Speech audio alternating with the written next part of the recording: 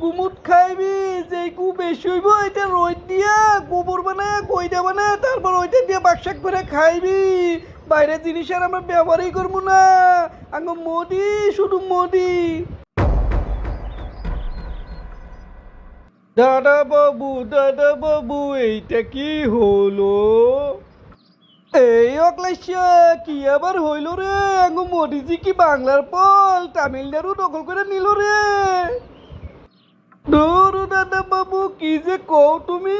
আরে আঙ্গ মোদিরে আমরা ক্ষমতায় আনলাম কত আশা কইরা, কত ভরসা কইরা, সেই আশার মধ্যে পানি ঢেলে দিল প্রথম দিনই। এর চেয়ে ভালো আঙ্গ মমতা দিদি ছিল। গ্যাসের দাম জানো তুমি ডাবলের চেয়ে বেশি বেড়ে রইছে।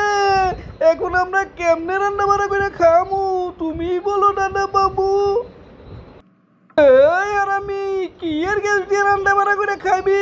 বিদেশি পণ্য সব বয়কট, নিজের দেশি দিয়া খাইবি, দেশের নাই রে।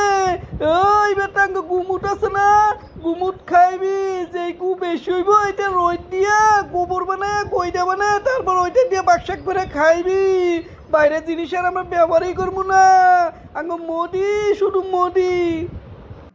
ও দাদা বাবু বাইরে জিনিস ব্যবহার করতাম না ভালো, দেশের জিনিসই ব্যবহার করমু সেই তো ঠিক আছে।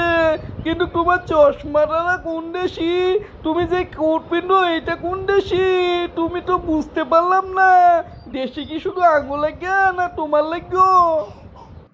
এই অক্লেশিয়া তুই বেশি রম বালপাকটা কথা কস।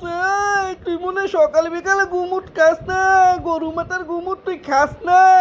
তোরে আমার সামনে এখন খাওয়ামু লো লো।